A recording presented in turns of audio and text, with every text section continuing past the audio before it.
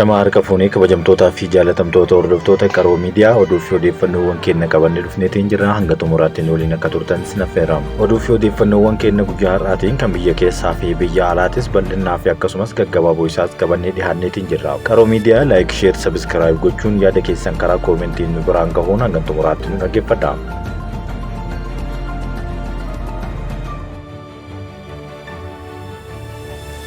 Ce'umsi dijitaalaa raayyaa ittisa biyyaa cimee itti fufa jedhan Fiild Maarshaal Birhaanuu Juulaa. Ce'umsi dijitaalaa raayyaa ittisa biyyaa cimee kan itti fufu ta'uu Itamaajoor Shuumiin waliigalaa raayyaa ittisa biyyaa Fiild Maarshaal Birhaanuu Juulaan ibsan. Moosaajiin haaraan galmeessaa bulchiinsaa fi daddabarsa manneenii faawundeeshinii raayyaa ittisa biyyaa hojiirra ooluuf leenjiin kennamaa ture xumurameera.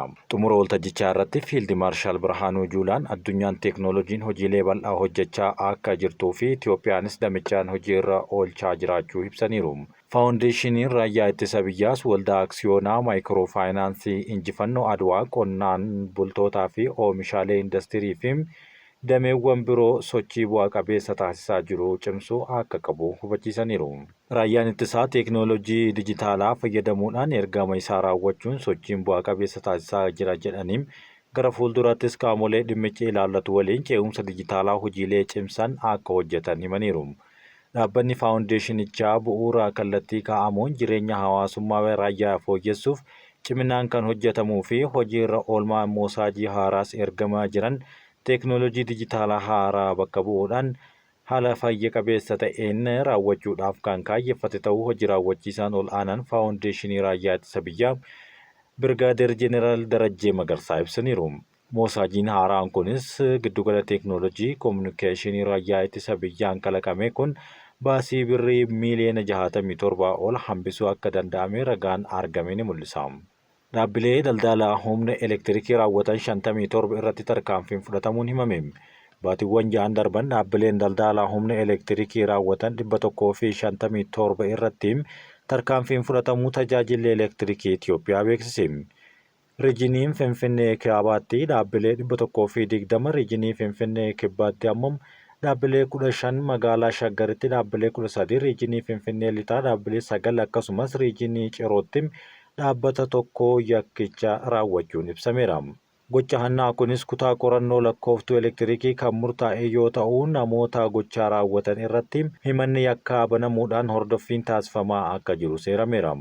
Waliigalaan dhaabbileen kunneen kaffaltii fayyadama birrii miiliyoona 19 ol akka kaffalan taasifamuu ibsameera. Qaamoleen hanna humna elektirikii raawwatan seeraan gaafachiisuutti dabalataan tajaajilli argachaa turan akka addaan cituu fi herregni fayyadama humna elektirikii seeraan alaa bu'uura taasisan shallagamee taarifni kaffaltii irra deebiidhaan tajaajila eegalchiisuu dabalatee adabbii akka kaffalan kan taasisu ta'uun himameera. Jaappaan deeggarsa birrii biiliyoona 1.9 Itiyoophiyaaf taasifte. Jaappaan deeggarsa birrii biiliyoona 1.9 Itiyoophiyaaf taasisuu Itiyoophiyaatti imbaasiin biyyattii beeksisa godheera. Deeggarsichi ejensiiwwan mootummoota gamtoomanii fi fandii idil-addunyaa waliin ta'uun kan taasifamedha jedhame. Deeggarsi kun hojiilee misoomaa garaa fi deeggarsa namoomaaf kan oolu ta'uu seerameera. Jaappaan dameewwan gargaarsaa tumsa Itiyoophiyaaf taasisuu kan itti fufu ta'uu imbaasichi himeera. Poolisiin federaalaa bu'aa qorannoo foorensikii ka'umsa balaawwan ibiddaa mudatee ifa godhe. Poolisiin federaalaa baatiiwwan ja'an darban bu'aa qorannoo foorensikii ka'umsa balaawwan ibiddaa 103 magaalaa Finfinnee fi naannawa birootti mudatan ifa godheera. Haaluma kanaan balaawwan ibiddaa 50 rakkoo teeknikaa elektirikiitiin 11 rakkoo makaanikaalaan 10 itti yaadamee namaan kan mudate 17 dhibaa'ummaa fi 15 ammoo rakkoolee biroon kan mudate ta'uu mirkaneesseera. Baatiiwwan ja'an darban magaalaa Finfinneetti qofaa balaawwan ibiddaa 96 yoo mudatan naannolee birootti ammoo 7 mudachuun beeksiseera. Balaawwan mudataniin manneen jireenyaa 582, konkolaattota 12, manneen daldalaa 1965, warshaalee 6 fi dhaabbilee garaa garaa sababa ibiddaan miidhaman irra qaqqabuun himeera. Ogeessi fayyaa hospitaala Xibaba Giyoonii tibba kana ajjeefame siidaan akka dhaabbatuuf murtaa'e. Yuunivarsiitii Bahar Dar kutaa yaalii baqaqsanii hodhu hospitaala Xibaba Giyoon maqaa ogeessa fayyaa tibbana ajjeefame Dr. Andu'aalam Daanyen akka moggaafamuu fi mooraa hospitaalichaa keessa siidaan isaa akka dhaabbatuuf murteesseera. Yuunivarsiitichi ibsa guyyaa kaleessaa baaseen ogeessichi ogummaa isaatiin hawaasa naannichaa tajaajilaa turuu ifa godheera. Hojjetaan kun affeerraa hojii idil addunyaa argatee cinatti dhiisuudhaan kutaa baqaqsanii hodhuu hospitaalichaa guddisuudhaaf dhama'aa akka tures gabaaseera. Hoggansi Yuunivarsiitii Bahar Dar dhimma ajjechaa doktorichaa irratti mari'achuudhaan murtee dabarsuunis himameera. Haati manaa obbo Andu'aalam gama isheetiin kutaa teeknooloojii fi mahandisummaatiin akka qacaramtu murteen darbeera. Kana malees maqaa ogeessa kanaatiin carraa barnootaa bilisaa iskoolarshiippii barattootaaf akka laatamus taasifame. Hogganaan Kolleejjii Saayinsii Fayyaa obbo Aandinaw Ballaxaa gama isaaniitiin hojjetaan fayyaa biraa ajjeefamee ture jiraachuu ibsuun qaamni dhimma ilaallatu qorannoo barbaachisaa akka taasisu gaafateera. TPLF qabsoon uummanni Tigraay waggoota darbe keessa taasise kan nu boonsu malee kan nu gaabbisiisu miti jedhe. Addi bilisummaa uummata Tigraay kan Dabratsiyoon Gabra Mikaa'eliin durfamu waamicha ministeera muummee Dr. Abiyyi Ahmad tibbana taasise hordofee ibsa kaleessa Gurraandhala 5 baaseen nageenya hayyootaa fi uummata Tigraayiif filannoo jalqabaa ta'uu beeksiseera. Muummichi ministeeraa Itoophiyaa Dr. Abiyyi Ahmad waamicha uummataa fi hayyoota Tigraayiif Gurraandhala 3 taasiseen uummata naannichaa irra deddeebiidhaan waraanaan miidhamuu ibsuun uummanni gara misoomaa fi dandamachuutti deebisuuf akka waliin hojjetan gaafachuun isaanii ni yaadatama. Waamicha ministeera muummee hordofuun adda bilisummaa uummata Tigraay ibsa baaseen filannoo jalqabaa uummata Tigraay nagaa ta'uu ibsuun hawwiin uummanni Tigraay nagaa guutuu argachuuf qabu galmaan gahuuf hunda gahee ijaarsaa akka taphatu waamicha dhiheesseera. Paartiin kamuu waliin karaa nagaa hojjechuuf qophii ta'uu kan beeksise yommuu ta'u, humnoota nagaa barbaadan hunda waliin hojjechuuf kaleessa har'a borus qophii ta'uu mirkaneessee jira. Ministeerri muummee Itoophiyaa Dr. Abiyyi Ahmad ergaa isaanii keessatti uummanni Tigraay jaarraa hedduuf lola keessa kan ture keessumaa ammoo waggoottan dhibban darban keessatti yeroo garaagaraa fi sababoota garaagaraatiin mootummaa giddugaleessaa waliin walitti bu'iinsa keessa seenuun kasaaraan irra gahuu yaadachiisanii turan. Lafti Tigraay dirree waraanaa taatee jirti, uummanni Tigraayis meeshaa waraanaa ta'ee jira jedhanii kanaaf hayyoonni Tigraay fi uummanni ishee waraana kanarraa faayidaa argatanii moo dhabanii jiru jedhanii gaafachuu deebii akka argatan dhaamaniiru. TPLF ibsa isaatiin waggoottan dhibban darban keessa waraanni uummanni Tigraay geggeessaa ture jireenya isaa mirkaneessuuf cunqursaa harka hin kennineef ta'uu qabsoon uummanni Tigraay geggeessaa jiru kan nama boonsu malee kan nama gaabbisiisu miti jechuunis deebiseera. Qabsoo uummataa fi hayyoonni Tigraay taasisan birmadummaa, bilisummaa fi kabaja isaaf ta'uu kan kaase ibsichi itti dabaluun uummanni Tigraay aadaa waraanaa hin qabu jechuunis dubbateera. Kan gaabbuu qaban sirnoota uummata Tigraay biyya ijaaruudhaaf wareegamaa ture alagaa affeeruudhaan ajjeesisaa turedha jechuunis dubbate. Itti dabaluun uummanni Tigraay fi hayyoonni Tigraay seenaa Itoophiyaa keessatti qooda guddaa qabaatanis sirna Itoophiyaa keessaa ba'anii akka lammii lammaffaatti akka ilaalamaniif wanti hin yaalamne hin jiru jechuunis dubbateera.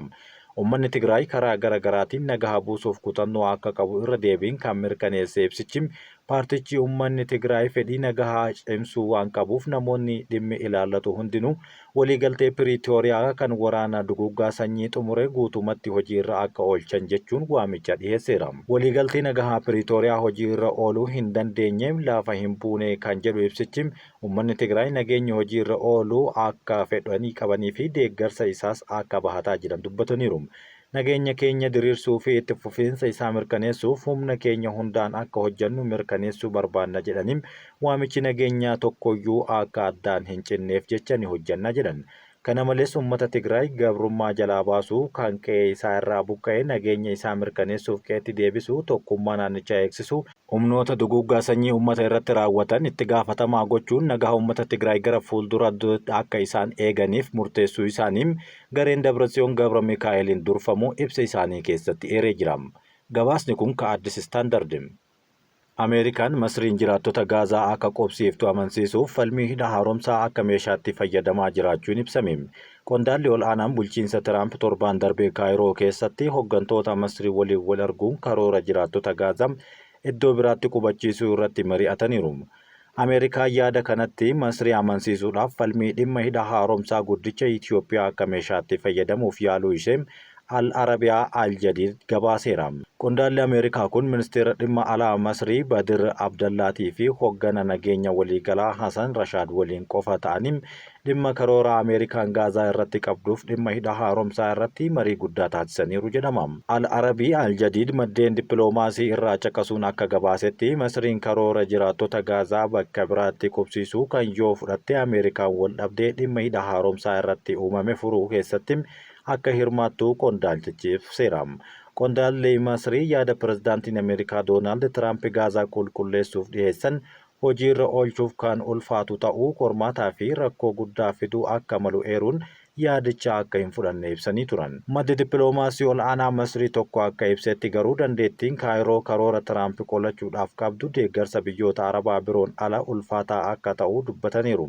Qondaaltonni Masrii furmaata kan biraa namoota dirqamaan osoo hin buqqisin nageenya Israa'el mirkaneessuu irratti mari'achuuf balballi isaanii banaa ta'uu garuu ibsaniiru. Lammiileen Itiyoophiyaa 58 Naayiroobitti to'atamuun himame. Lammiileen Itiyoophiyaa 58 osoo gara Afrikaa kibbaa qaxxaamuruuf yaadanii to'atamuu isaanii Daayirektarri qorannoo yakkaa Keeniyaa kaleessa ibsa baaseen ibseera. Handaara magaalaa guddoo Keeniyaa bakka Kitengelaa jedhamutti lammiileen Itiyoophiyaa daldaltoota seeraan alaa daddabarsan keessaa mana tokkotti danqamanii akka argaman ibse. Godaantonni kunneen gara Afrikaa kibbaatti darbuuf geejjiba eeggataa akka turan yommuu ta'u guyyaa 3 dura handaara Naayiroobii iddoo Kitengelaa jedhamutti akka qaqqabanis ibsa isaa keessatti eeree jira. Obbo Yohaannis Bu'aayaaloo uummata bakka na buufateef sagalee ta'uu kootiifan hidhame jedhe. Miseensi mana marii naannoo Amaaraa kan abbaan alangaa shororkeessummaan himate obbo Yohaannis Bu'aayaaloo miidhaa uummata isaan bakka buufate irratti raawwatamu balaaleffatuu isaatiin akka hidhaman dubbateera. Obbo Yohaannis kamisa kaleessaa mana murtii ol'aanaa federaalaa Ramaddii Lidataatti wayita dhihaatan dararaa fi hammeenya uummata isaan filateerra gahuu mormuu isaatiin hidhamuu dubbateera. Qondaalli mootummaa duraanii kun dhaddacha heera mootummaa fi yakkoota shororkeessummaatti dhihaatanii yakka ittiin shakkaman irraa bilisa ta'uu isaanis himaniiru. Obbo Yohaannis dabalatee namoonni 16 guyyaa kaleessaa wayita dhaddachatti dhihaatan jecha amantaa fi waaqii kanneen waaqachuu isaanii abukaatoon hidhamtoota obbo Salamoon Gazzaanyi himeera. Obbo Yohaannis ministeerri haqaa anaa fi galmee maqaa kootii waamamu jalatti himatni dhihaate guutumaa guututti fudhatama kan hin qabnedha jedheera. Miseensa paarlaamaa Itiyoophiyaa kan turan obbo Kiristiyaan Taaddalaa gama isaaniitiin hojimaata badaa mootummaa saaxiluu isaaniitiif hidhamuu isaanii yakka itti himatamanis waakkataniiru. Koree dhaabbii bulchiinsa baasii mootummaa fi to'annoo paarlaamaa Itiyoophiyaa hoogganaa kan turan obbo Kiristiyaan hojimaata badaa argan saaxiluudhaan ministeerri haqaa himannaa akka irratti banee dubbateera. Hojimaata badaa jiru saaxiluu isaaniitiif karaa idilee hin taaneen aangawoota irraa dhiibbaan irratti godhamaa akka turee fi dhumarratti hidhaa akka bu'an sababa kana akka ta'e dubbateera. Tasgabbii dhabuu naannoo Amaaraatti mudatee wal qabatee to'annoo jala kan oolan miseensonni mana maree namootni siyaasaa abbaa alangaatiin himannaan irratti baname ji'ootni 11 darbuu BBC'n gabaaseera. Uummata Gaazaa keessaa baasuuf waraanni qophii akka ta'u Israa'el ajajje. Ministeerri ittisaa Israa'el waraanni biyyattii uummata Filisxeem Gaazaa keessaa baasuuf qophii ta'uu ajajan. Namni ofiin Gaazaa gadhiisee bahuuf fedha qabaannaan fedhii isaa kana raawwachuu akka danda'u waraanni Israa'el karoora akka qopheessus ajajeera. Ajajni kun karoora pirezidaantiin US Doonaald Tiraamp Gaazaa to'achuuf uummata naannichaa miiliyoona 2.1 ta'an bakka biraatti qubsiisuu waliin kan deemudha. Israa'el gaantis uummanni Gaazaa bilisummaa sochiif godaanuu haa qabaatu jedhaniiru.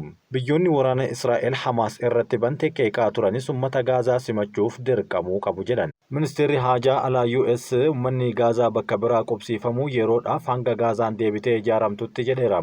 Yaadni Tiraamp garuu US dhaabbiin Gaazaa akka to'attu kan ibsedha.